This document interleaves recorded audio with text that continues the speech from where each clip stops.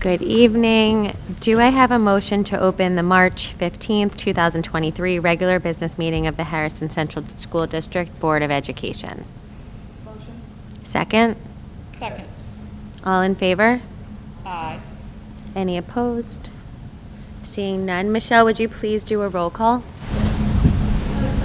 Here. Here.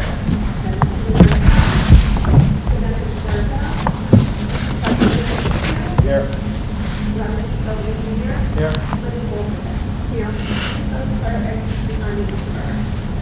Thank you. Do I have a motion to recess into executive session? We have teacher and contractual matters to discuss. Second? All in favor? Aye. Any opposed? There are none. We are recessed. Do I have a motion to reopen the March 15th, 2023 regular business meeting of the Harrison Central School District Board of Education? Motion. Second? All in favor? Aye. Aye. Michelle, would you please do a roll call? Here. Here. Here.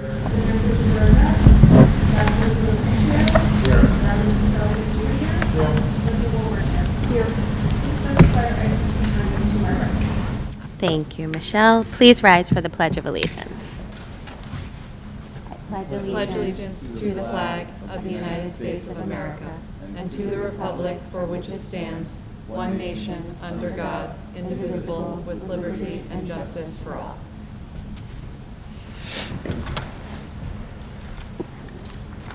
We have one set of minutes from the March 1st, 2023 Board of Education meeting. Do I have a motion to accept the minutes?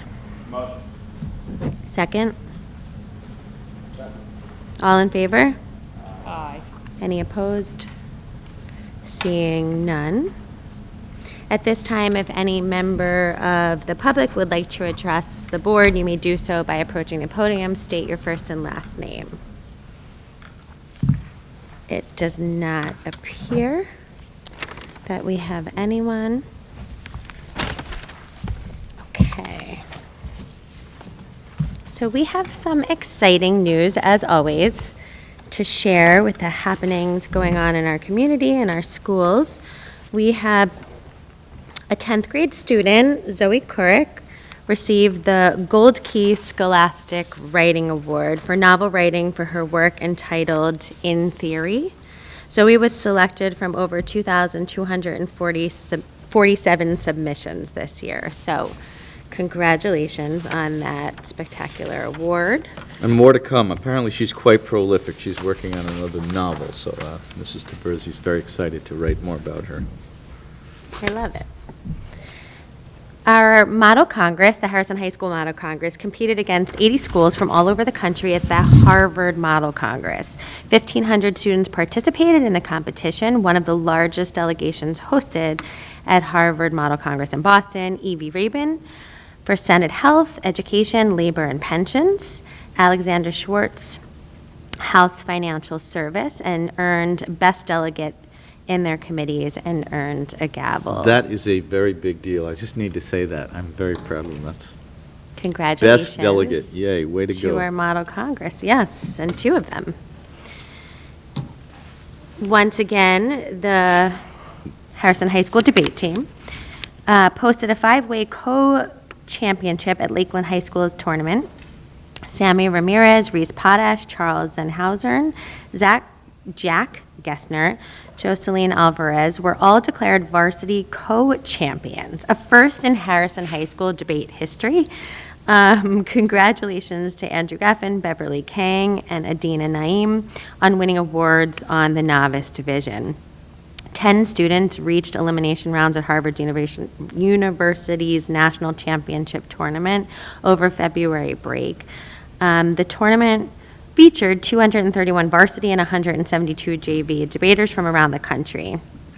Andrew Gaffin placed second in the junior varsity division, and Jesse Pine, Reese Potash, Jack Borman, Jack Gessner, Thomas Bird, Brooks Gaiano, Liz Nikaj, Adina Naeem, and Beverly Kang all won major awards. So once again, these young masters of persuasion just, continue to impress.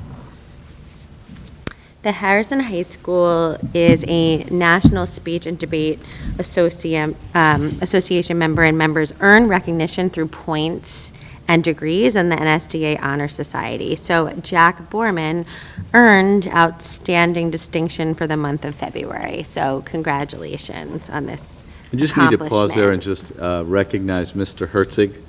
Those of you that are new to this or watching at home, we've had the #1 national Lincoln Douglas debater 5 times in the last 8 years. We continue to dominate on the national scene, and it is a credit to Mr. Herzig, who knows exactly how to train kids, where to place them. And I've never seen, by the way, a 5-way co-championships. They all tied for first place. That must have been an interesting bus ride home. It's almost comical. It's incredible. Well, just good work all the way around.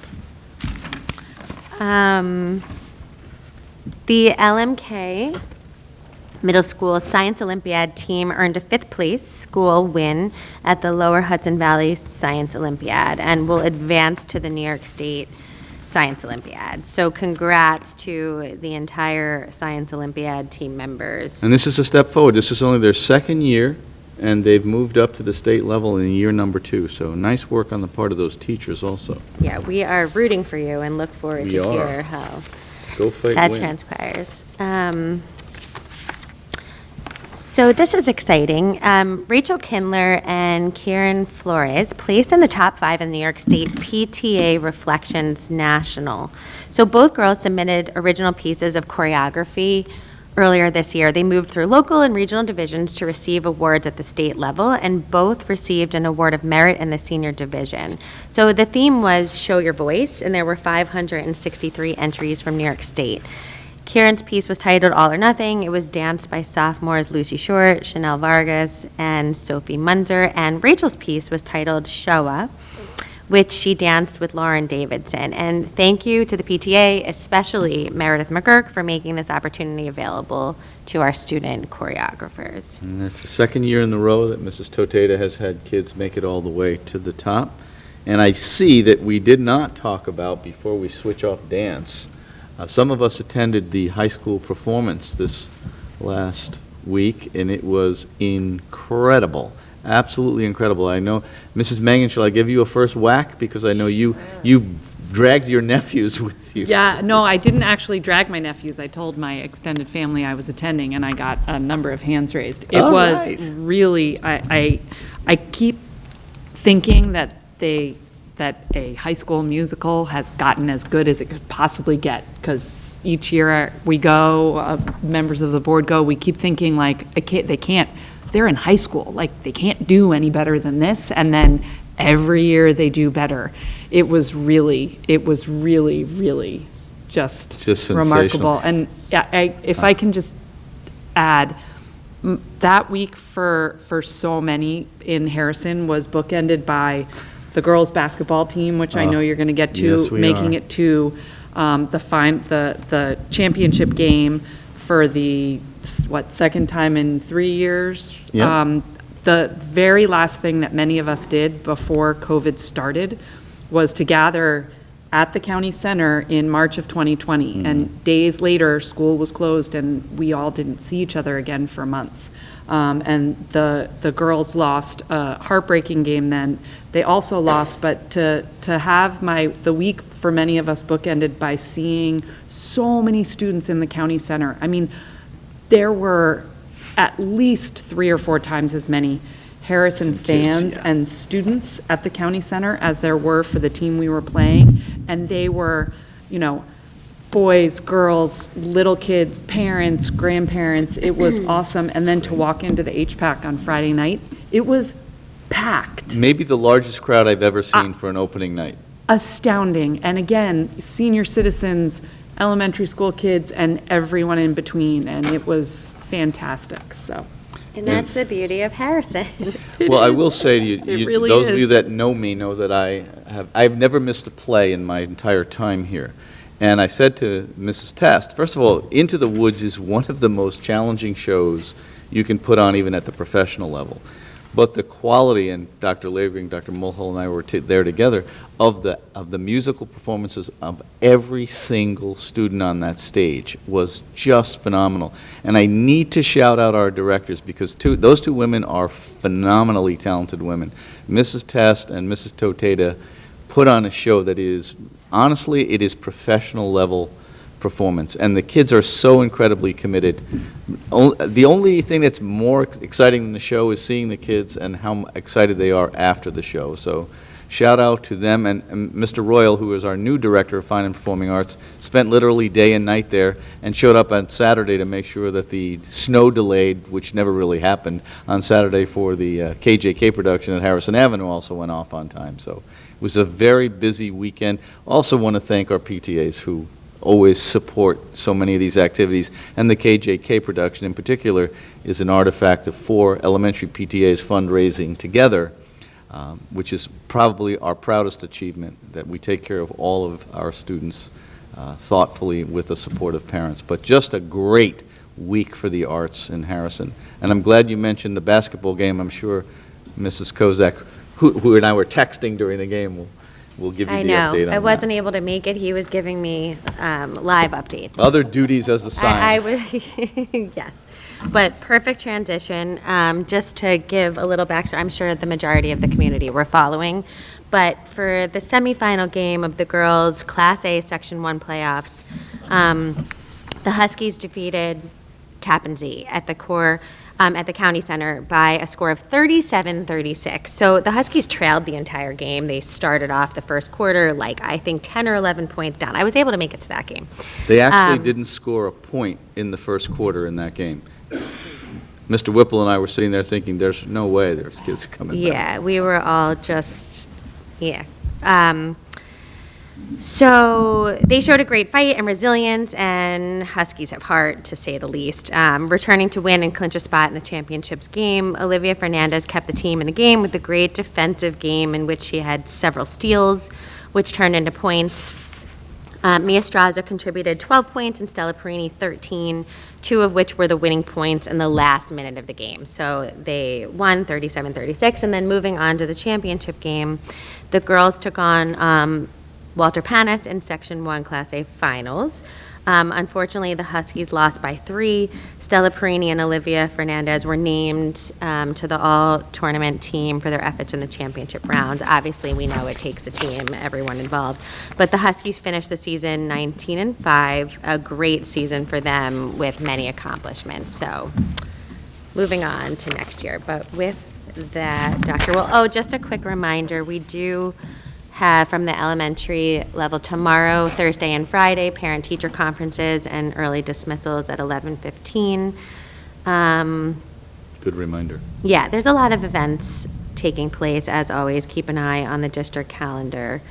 Yeah, and then we have spring recess coming up. But anyway. Thank you. Dr. And before I shift to our budget presentation, I just want to say a couple things about the girls' basketball team.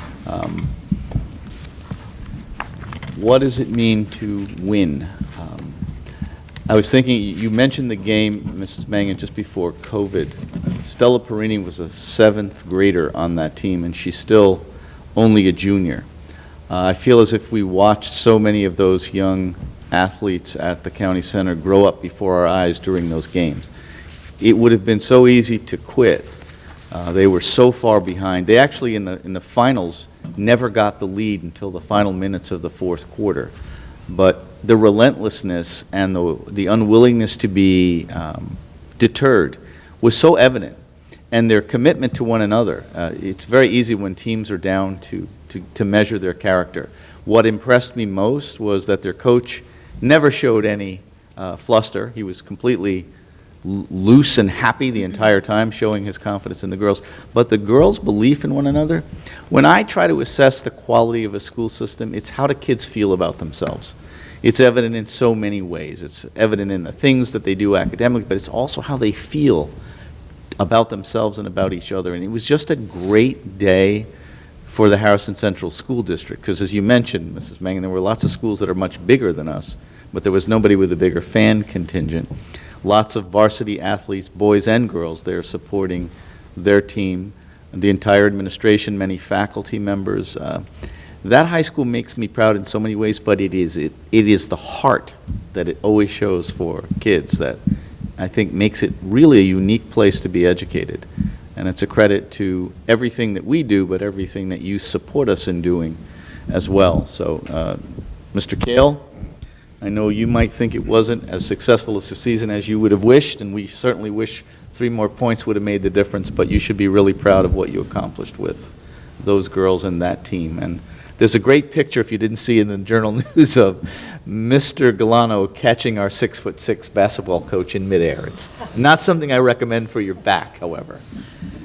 All right, so now we're going to switch to the part of my job that is probably my least favorite, but incredibly important. So, Mr. Whipple, am I going to start this baby off? This is the second in a series of presentations. Before we start, I'm going to ask our budget chair for the school board to sort of set a frame on what is really going on and how we've reached this point, and then we'll turn it over to Mr. Whipple, who'll probably turn it back to me. But Excellent. Good evening, Mrs. Wolverton. Thank you, Dr. Wool. Yes, this evening is our second presentation of our budget development. And tonight we're going to talk about our expenditures, what our priorities are. I think it's important to note that at this point on March 15th, we are not finished developing the expenditure plan, but we are closing in on what will be then our final budget that will be presented April 12th for the board to adopt.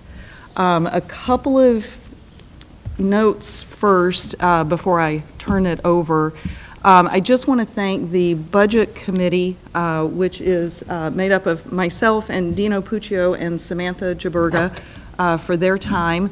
Also, a thank you to the Citizens Budget Advisory Committee. We've had one meeting so far. Our second meeting will take place March 30th.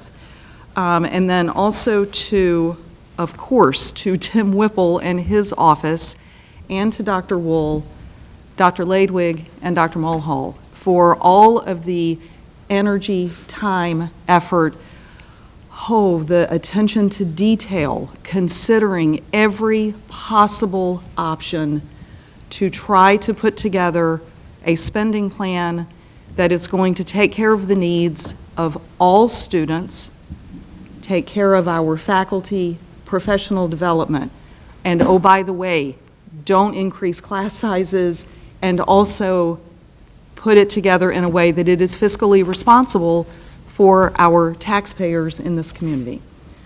So it's no small feat, and I think we're all very grateful for the work that has been put in for this budget. So with that, I will turn it over to Dr. Wool, who will take us through. Am I going to start? Yep, absolutely. Okay, thanks, Tim. Well, thank you for that introduction. And, we never know where people are stepping into the story, so I'm going to try not to revisit all of the ground that we've covered, but we will revisit some. Our budget is always driven by the best interest of kids and aligning what we do with our mission. So I like to restate these ideas because people sometimes look at a school budget and think it's a bunch of things. Ours is driven by purpose. The first is we see in every child their capacities, not their deficiencies, and it's our work to uncover them. So we don't use terms like achievement gap, which links some kind of a deficit to a child. So when we're thinking about a child, we want to say, how do we help that child uncover the best of who they are? That's what we mean by personalization. We're constantly using multiple measures to assess how your kids are progressing. I was actually interviewed by News 12 today, and their premise for the interview was incorrect. They wanted to know how we were going to deal with the deficits of children that had developed during COVID. There are no deficits in children. There are experiences that kids have that we need to, as adults, figure out how to encourage them to find their way back to their best selves. So there are no such thing in our minds as achievement gaps. We identify knowledge gaps, and our summer programs, which will be rolling out pretty soon, continue to try to get kids excited about uncovering how best to be their best selves. We have 4 core values here. I'm always amused when people think certain things are new ideas. This is a district that's been on a mission of equity, access, rigor, and adaptability since I became superintendent in 2002, and actually even prior to that when I was the assistant superintendent. And what does that mean? It means that every child starts their journey in a different place. They have different access to resources, and it's our job to make sure that no child is denied an opportunity, that every door is open. And this school budget is a reflection of the values of this school board, and that's how I make each and every one of my decisions. Next slide. So we're continuing to implement our vision for instruction. We are well on the way to implementing the primary years program. As to look at the good Dr. Mulhall, I know we're really close to having all of our elementary teachers trained in the concepts of the primary years program, which is the elementary version of the International Baccalaureate program. I selected the International Baccalaureate program back in 1999, and it didn't reach fruition for several years later when I was the assistant superintendent. There are lots of reasons why we like it. It engages kids in learning. It doesn't rely on one test. It asks kids to think differently, and it develops them as human beings, not just as scholars. You are intimately familiar with the IB learner profile traits, developing inquiring, knowledgeable thinkers who can communicate, are principled, are open-minded, they take risks, they're balanced and reflective. Wouldn't it be great to see those values reflected in many of the adults we encounter in our lives every day? And ultimately, our goal is to help kids develop inquiring, knowledgeable, and become caring young people who create a better world and a more peaceful one through intercultural understanding. That is the premise of the IB. Everything that we do from this point forward will address those big ideas: equity, access, rigor, and adaptability. How do we train our teachers to have a universal language of instruction? How do we maintain class sizes? How do we make sure the money is in place to train our teachers? All of that is addressed in this budget.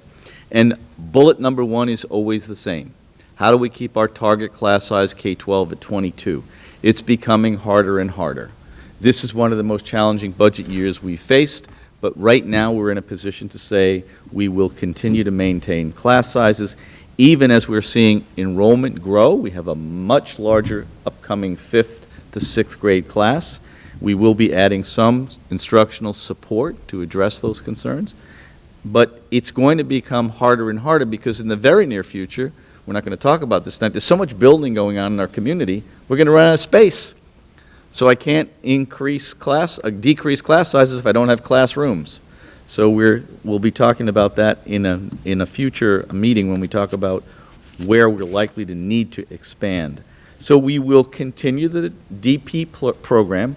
All of the kids in our district are in the IB program beginning in 6th grade all the way to 10th grade, and then they have a decision point. They can stay in the program for a diploma, or they can shift to another choice. The funding for the middle years program, the primary years program, and the DP program are in this budget. We will be creating a new, important special education program here at the middle school. We try really hard to educate all of the children who have special needs in district, and we have discovered a pocket of students, some here, some coming up 5th to 6th, whose needs cannot be met without the creation of a therapeutic learning environment. So you will see a new program developed and supported in this budget so that those children can be sustained here at the middle school and be educated in their own community. Our summer programs are partially funded by federal money. That federal money will go away pretty soon. At the end of '24, we won't have the ability to have as robust a program. So we are carefully looking at those programs that have been most effective, and we're building out a program that's modifying what we have learned, and there will be a very rich summer program, partially funded by federal money and partially funded by the money that is in this current budget cycle. And also, as we talk about the challenge of not only maintaining our buildings, but expanding the footprint of our buildings as this community continues to grow. We're the only surrounding community that has a steady enrollment that keeps ticking up. Everybody else is experiencing a downturn. Well, the board knows, and if you're watching at home, if you turn left or turn right, there's a building going up. And they're not single-family homes, they're multi-family homes. There's a current development slated to take place on the old Renaissance Hotel. I think, Brian, the number is 670 units? 760 units, all impacting the Purchase Elementary School zone. Parsons and Purchase are the most impacted. Oddly enough, Harrison Avenue doesn't have any building, but it continues to grow because of turnover. So we're glad that people want to move here, but in order to plan effectively, we need every possible tool.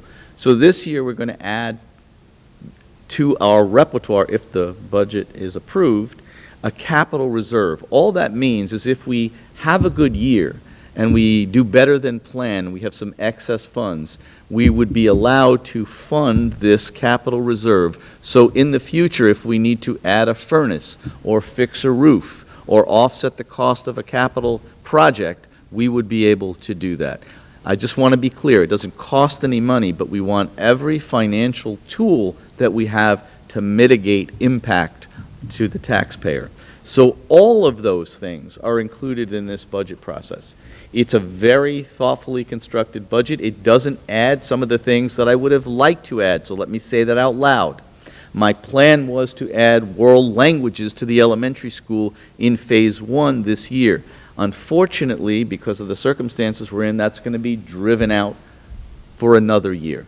Because, as you'll learn in the next slide, there were certain things that emerged in this budget that were shocking to us in terms of the cost of things like transportation and the rise in healthcare. So on that note, I turn it over to you.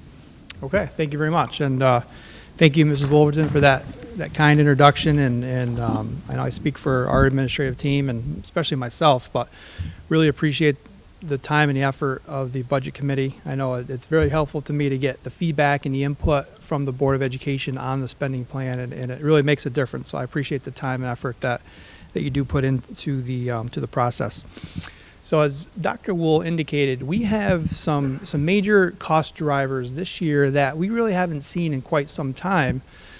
As you are aware, running a school district is a very people-centered business. The majority of our budget is made up of salaries and benefits for our employees.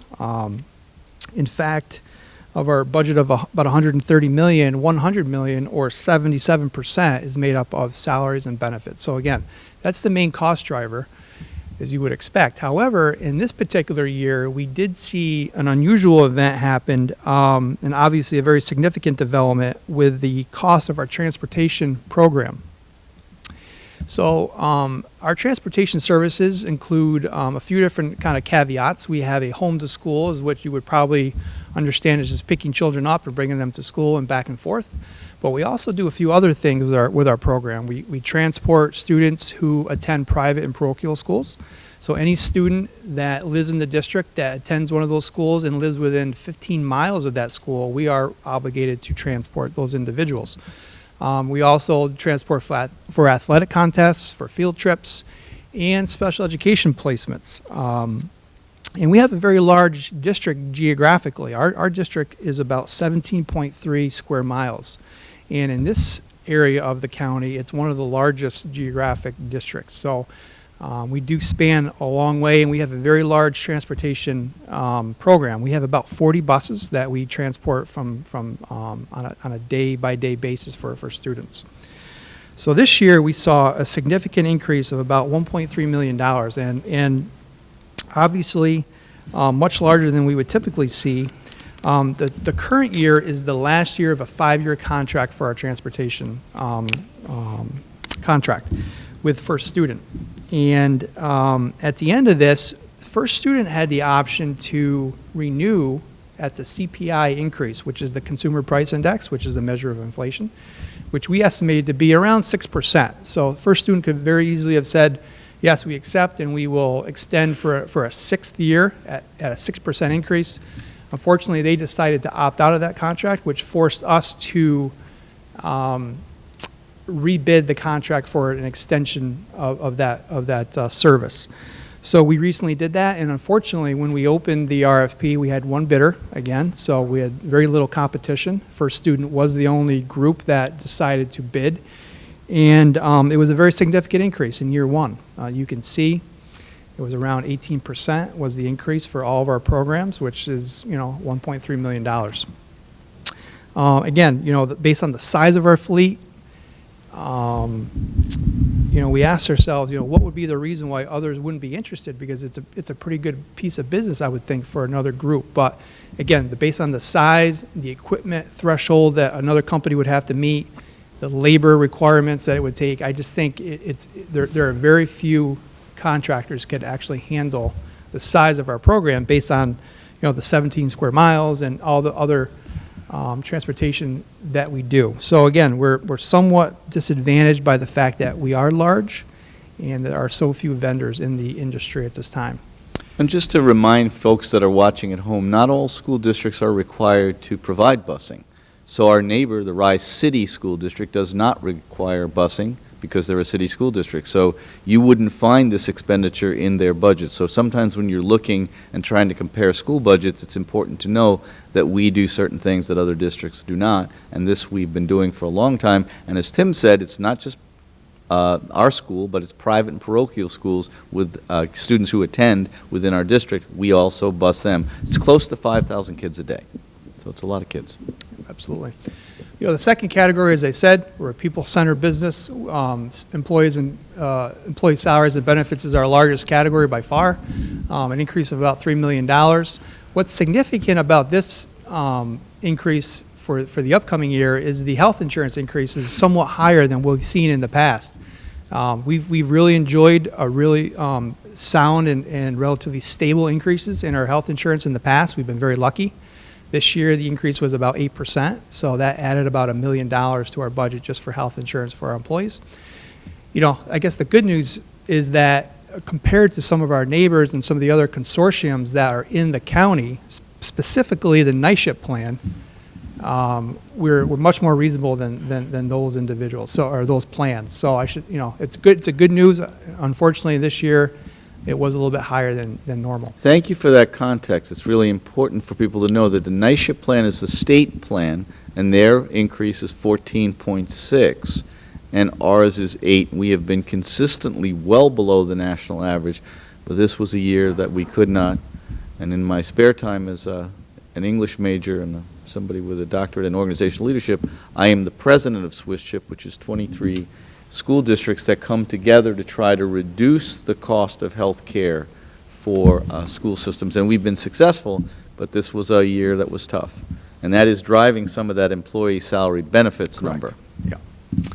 The last category that I'll focus on real quick is the special education kind of tuition and what's called residential maintenance costs. So as Dr. Wool alluded to earlier, we do have some students that attend other schools because the programs that they're required to have are not met by some of the things that we have internally. So for a host of different reasons, some attend day school, so we transport students that go back and forth to home on a daily basis. But some students also attend residential centers where they actually live at the center. And those centers have a maintenance component where you're paying kind of room and board for those students to live there. So unfortunately, we have seen an increase in this area. We have some students that will be attending next year that are new to those type of situations. So we do have about $350,000 in contractual expenses relative to tuition and residential maintenance costs. The second piece of this is that, and Dr. Wool also alluded to this earlier, that we will be developing a new therapeutic support classroom. And although there is an increase here, it's really a good news story because these students who would be in this program would normally have to seek alternative educational placements outside of the district. So we feel like we're being proactive by looking at the needs of our students to make sure that we provide a service that they can stay right here in the district and get the services that they need without having to go to an external school district. So we believe that's going to pay dividends now and into the future. So if you just add these three things up real quick, you have 1.3 million in transportation, 3 million in salary and benefits, and about 350,000. That's about $4.6 million that is above and beyond the current year's budget, okay? And if you think real quick about where we were at the last meeting when we talked to the board about what our tax levy increase usually is, usually we can raise the tax levy by about $3 million. So 4.6 is significantly higher than the normal ability for us to levy new money every year. So this puts us at a huge disadvantage, and this is part of the challenge that we face when we were looking at our budget this year. Okay, so looking at what is the budget. So all New York State school districts must present their budget in three components, the program, administrative, and capital. So as you would imagine, the program component is really everything to do with student instruction. It's teacher salaries, it's textbooks, it's guidance counselors, health, athletics, transportation, all of those things that you would think of that takes to educate a child in our school district. That increase from year to year is about $4.8 million. So again, the biggest significant portion of our budget is the program component, as you can see. Up about 4.8 million or 4.8%, ironically enough.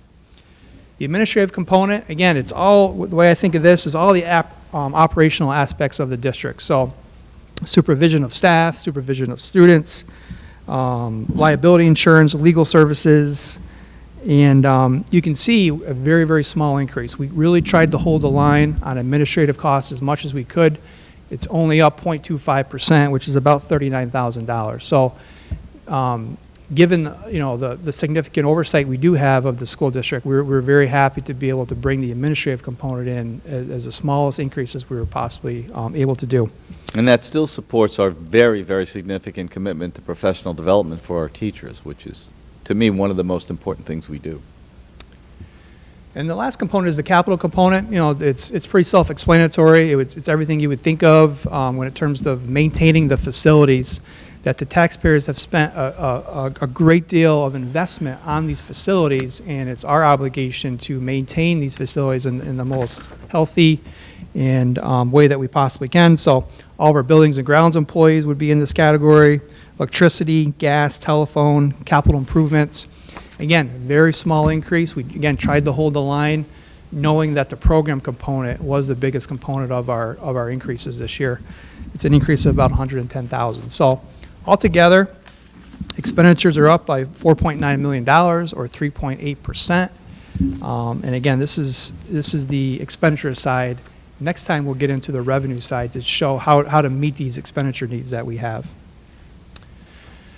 As Dr. Wool indicated, and please jump in if you would like, we do have some programmatic improvements and additional services that we do have as part of the budget. We will be adding 2 additional 6th grade teachers to the middle school next year due to the increasing the enrollment of the 5th grade class that will be coming up to 6th grade. So we are aware of that, and that is something that we're able to support in this budget. We've been over this therapeutic support classroom, but that's the new special education program that we indicated earlier, adding a teacher, a teaching assistant, and a teacher aide to assist students in the middle school program. Again, continuation of the implementation of the primary years program, lots of staff development included in there. We have some fees for some of the IB requirements. All that is included. And we are going to be reevaluating some of the intramurals that we do for students to give middle school students some additional opportunity in some athletic contests and some athletic enrichment after school. So really it's kind of a shifting of resources, but we're very excited to be able to do more for middle school students next year. And that's in addition to what we currently do with modified. It's not a replacement, so we're excited about that. Just a really quick synopsis of the kind of the breakout. Obviously, the program component, as we talked about, represents about 78% of our total budget. The administrative section is about 11.5%, and the capital is close to 11%. Okay, so we'll talk about facilities a little bit. The facilities is a really important facet of what we do every year. We've made some unbelievable improvements over the years with our facilities. We believe that if we can set the stage for our students in terms of making the instructional facilities as best as we possibly can, as healthy, that it sets the stage for them to be successful. So this is a huge component of what we do. To talk a little bit about what we've done this year, to remind the board and the public, but we really focused on a lot of air conditioning and ventilation projects. We're mostly completed with those. We hope to have Preston Auditorium completed this spring. And some other things we did, we totally revamped the Parsons corridor area to make that handicap accessible. We did a lot of floor renovations throughout the district, tried to remove asbestos floor tile where we could. A lot of paving and sealing. You know, you can imagine of our 6 buildings, we have a lot of parking spaces. And it's important for us to keep up to make sure those are in good condition for the safety of our drivers. Did a fantastic lobby renovation just outside here, so if you haven't, I'm sure you've seen that by now, so we're finishing that up. And we're always looking to do security improvements. We've done some technology upgrades to cameras, to our servers, to our door hardware to make them more secure for our students and staff. And I have to say it's working quite well. During the snow day, I was able to, before I got out of bed, look at the 96 cameras on my phone to see where it was snowing in Harrison. So Absolutely. nice work on the implementation side there, Dr. Lee. And I didn't put up here, but we have done some bathroom renovations. We just finished a really neat saw that. boys bathroom here at the Yeah, middle the school. middle school. We tried some different products that we were interested in, and it really came out fantastic. So it's going to set the stage for us to do a lot more of this in the future. So we're really excited about being able to do that. So what do we have coming up for the next year? As the board knows, we've been kind of through this a little bit, but the Parsons HVAC project is really the priority this summer. So we have monies budgeted both from our federal allocation, from our CARES Act, and of our own district capital money to support work to install unit ventilators to provide fresh air ventilation in all classrooms at the Parsons Elementary School. So this is really the last school that we have not as great air ventilation. You know, they still can open windows, but this is really an area where we believe we can make some. And those of you that are watching at home, this was a school built in the 1890s, 1899, and we've waited for the technology actually to catch up to us so we could introduce fresh air systems into them. They're small units that work really well. They're put in the ceiling. They actually didn't exist several years ago. And so this is, I think, a tremendous, tremendous accomplishment if we can get this done in the summer. It will really change the availability of fresh air in all those classrooms. So just a great, very exciting project for me. The roof replacement at Harrison Ave is something we plan to do this summer as well. We've identified kind of 2 remaining roofs in the district that need to be replaced. We focus on Harrison Ave because we feel like it's more urgent. So that's on the docket. And again, more floor tile replacement. You know, we could do this for multiple years in a row, and so we're trying to chip away at some of the older classrooms and replace floor tile in hallways and classrooms. Continued security and camera upgrades, obviously that's a priority. We have principals that have made some requests for different areas of their buildings that they believe would capture, and be more secure with some additional cameras, so that's a priority. And under the guidance of Matt Royal, who is our Director of Performing Arts, we have some recommendations to do some additional conversions of lights and some improvements in some of our auditoriums to make them more efficient and safe. So looking to do a little bit of that next year where we can fit that in. And that's primarily targeting the elementary spaces. Correct. So Yep. also important as we keep moving those So forward. altogether, we plan to spend about $2 million from our general fund as a transfer to capital next year in association with some of the federal money that I just talked about. Okay, so the last piece of the presentation tonight, as Dr. Wool alluded to earlier, is some strategic planning around what we need to do to prepare for future capital projects. And, one of the things I think about, and Dr. Wool has been unbelievable with his vision on trying to understand where we need to go with our facilities as a district. And one of the things I think about from the business side is, how are we going to fund those projects to make them the most affordable we can for our taxpayers?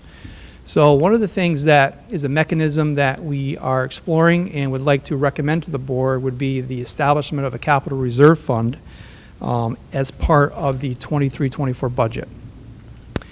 So why add a capital reserve fund? So first of all, we have significant work to do. We recently finished a $46 million project that was voted on in 2016. It seems like time flies, but we're almost 10 years after that, and more work needs to be done. We've worked with the facilities committee over the last few months, and we've identified initially some items that need to be addressed. So there is work to do. So we are constantly thinking about how to fund and how to prepare for the financial piece of work that needs to be done in the future. The advantage of the capital reserve is that it does not add to the taxes. It's simply funded when the annual budget does better than planned. And it can be used as a very strategic and great planning tool to set aside some unexpected monies, to set them aside for future capital projects. One of the positives about a capital project or a capital reserve fund is that it can only be used by voter approval. Okay, so there's two components of the reserve fund, is to vote the establishment of the reserve fund, and then the voters also have the opportunity to vote to spend the money from the reserve fund. So there's two checks and balances that taxpayers will have in terms of oversight of the monies that will be in the reserve. And as you would imagine, having a reserve fund will reduce borrowing costs in the future. And the way I look at this is very similar to a homeowner. When we all buy our first home, we think of how much can I possibly put down as a down payment? And making those decisions will help lessen the borrowing costs over the future years. The same is true with a capital reserve. We can take the cash that's in the reserve and lower the borrowing costs, and that's less interest that our taxpayers will pay over the life of the bond. And the last aspect is many districts and municipalities already have such a reserve fund. So this is a very popular and a generally accepted reserve fund. Approximately half of all districts in Westchester have a capital reserve fund right now. And even the town of Harrison maintains a capital reserve fund of over $7 million that they use for infrastructure upgrades throughout the community. So again, it's a recognized reserve fund by the State Education Department, and because they recognize that districts need to be able to strategically plan for future capital work. So what does the reserve fund proposition look like? So when the voters go to vote in May this year, they'll see three different propositions on the ballot. The first proposition will be the budget. The second proposition will be the capital reserve fund, and then the third will be the annual election of school board members, which is the typical part of the vote. So I'm going to break this down into four main tenets. So every capital reserve is broken down by four main kind of categories. Tenet number one is how much will be transferred to the reserve. Okay, so in the recommendation we are going to make to the Board of Education and subsequently the community is for voters to authorize up to $8 million to be transferred to the reserve. Okay, and where in the language will you see this? You can see in the next page that it's about 3/4 of the way down in the ultimate amount of $8 million plus interest earned thereon. So in the event that you have money in a capital reserve and it earns interest, that would be above and beyond what we would put into the reserve. Okay? The second tenet is what's the probable term? How long can the reserve be established for? And this is a requirement of the reserve fund, is to have a probable term. And we have recommended that the probable term will be 10 years. And this is very common in the industry. This is very common amongst school districts. 10 years is about the right amount of time that's an average. And what this does is after 10 years, the district has no more ability to put money into the reserve. We can still have voters vote on using the money after the 10 years, but the district cannot deposit any more funds into the reserve after the 10 years has expired. Okay, and where in the proposition will that occur? You can see again, about 3/4 of the way down. I highlighted the area having a probable term of 10 years. Tenet number 3 sets forth the parameters on what type of capital work can be completed. And this is really one of the most important pieces. And you can see on the next page here in the proposition, this is the most significant piece of the language, and you can see it's pretty extensive. And this is done purposely because, you know, the board is making a plan to try to determine what's the work that we need to do. So when we establish the reserve, we wouldn't want to limit ourselves to a very narrow band of the work to be completed. So we purposely have a very flexible language provision here that gives us the ability to add additions, do reconstruction, do site work, safety improvements, handicap accessibility, mechanical upgrades like boilers, roof replacements, all the things that you could possibly think of that it would take to improve the infrastructure for a school district. So that's the area for tenant number 3. And then tenant number 4 sets forth the mechanisms where the monies will come from to fund the reserve, okay? And you can see here on the next page, the last piece of the proposition indicates that through various sources of income, but not limited to state aid reimbursement, cost-saving measures resulting in unexpected funds or unappropriated fund balance, or other legally available funds to the district. So again, if the budget does better than planned, it could be additional state aid. Another perfect example is what we're experiencing right now with interest income. Our interest earnings are exceeding our budget. We know we can't count on interest earnings to continue long-term in the rate that they are. So this is a perfect opportunity for us to take some of those additional monies that we did not plan on. That's a good news story, and set them aside for future capital work, which will in turn save interest costs for our taxpayers down the road. So that's it in a nutshell for the capital reserve fund, and that kind of wraps up the expenditure portion of the budget. You can see on March 29th here that we plan to talk about the projected revenues, our tax implications, fund balance projections for the end of the year. Again, so we know we're spending about $135 million next year. Now, how will we fund that with various sources of income is what we will talk about with the board and the community next time.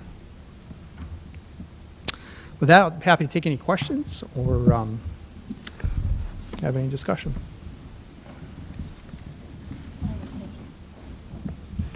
Thank you so much. This was really thorough and helpful.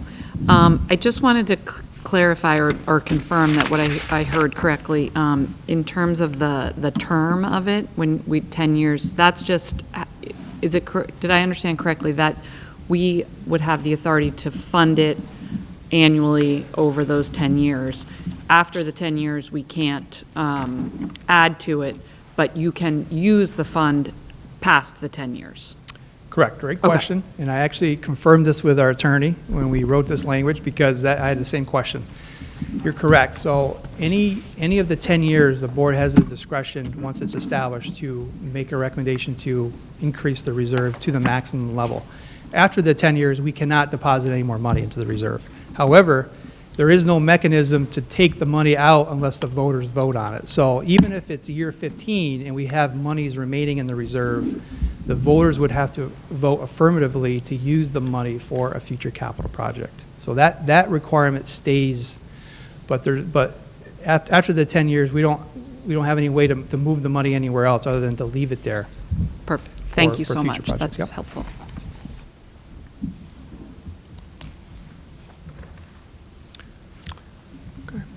That's a lot to absorb. Does anybody have any other questions? So just in simple terms, if you were thinking about this, thank you, Tim. I think you did a really good job of helping us understand the protections to the taxpayer on the capital reserve. Just saying out loud, it doesn't cost any money to create it, and the money can only be used for those narrow bands of infrastructure. But right now, by way of example, we have 6 buildings, 5 that need boilers. So if we were to fund the capital reserve and we had those funds available in a given year and we decided we wanted to repair a boiler, we could access that money. How does it help us? Well, it helps us because it's not a cost then set against the annual budget. And every time we have a cost driver in the annual budget, we're always struggling to say, how do we maintain programs? This year is a great example of things that were out of our control that are slowing us down in terms of what we'd like to accomplish for kids. So this is a half-finished story. We will hear more. And those of you that are new to the audience at home or here, we are limited by the tax levy cap. There is only so much money that we are permitted to levy. If we exceed that, we would need a voter override, which is 60% of the vote. So the important thing to remember is just the transportation number alone and the health insurance number alone takes about 2/3 of the available funds we have to actually advance the budget. So these are difficult times for us, and we are looking really hard at what we can do to meet this standard and not impact the classroom. So you'll be hearing more from us in the near future. Tim just laid out the timeline. Anything else for Mr. Whipple before we move on? Not necessarily a question for Mr. Whipple, but I think it is also important to remind the community that, you know, about 15 years ago, we commissioned a full facility study identifying our requirements in terms of long-term upgrades and safety and infrastructure in our buildings. We've been very successful over that period in making facilities upgrades to support the infrastructure as well as meet our program demands, but we've not been able to fulfill all of those infrastructure needs. And, you know, that's part of the reason why we really want this capital reserve to continue that, Absolutely. that safety and security of keeping our buildings, in good standing. Good reminder. And, you know, we have buildings of all ages. I said 1890, and the last building built here is the high school in 1974. That's quite a span of space and time. This building, 1939. But I also want to say that we have also recently completed another updated 5-year study of the systems in every building, infrastructure, structurally, and so we are using that list to determine how we move forward, when we move forward. Thank you. Any other questions before we turn it back to the President for the agenda? Thank you to the committee, the Facilities Committee, which has also been informing our work, Mr. Sullivan in particular.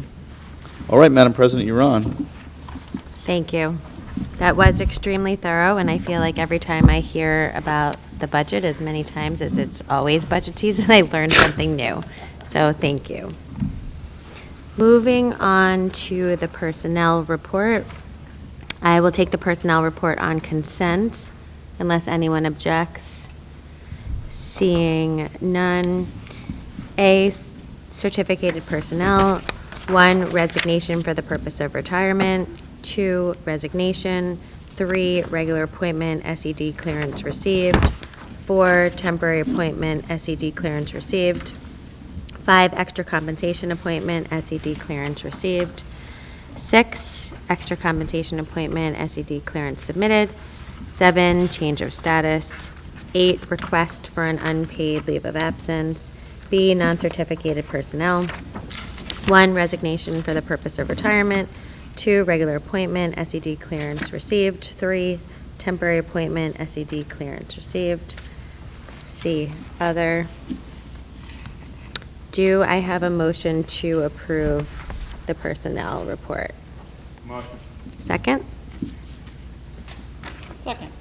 Questions or comments? All in favor? Aye. Any opposed? Seeing none. Moving on to the administrative report, I will take on consent unless anyone objects. Seeing none.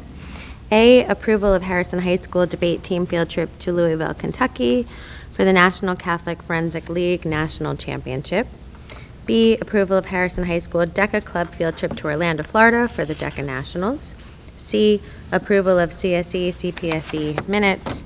D, approval of CSE, CPSE recommendations. E, approval of CSE, CPSE annual reviews. Do I have a motion to approve the administrative report? Second? Questions or comments? All in favor? Aye. Any opposed? Seeing none. I will take the Finance and Facilities report on consent unless anyone objects.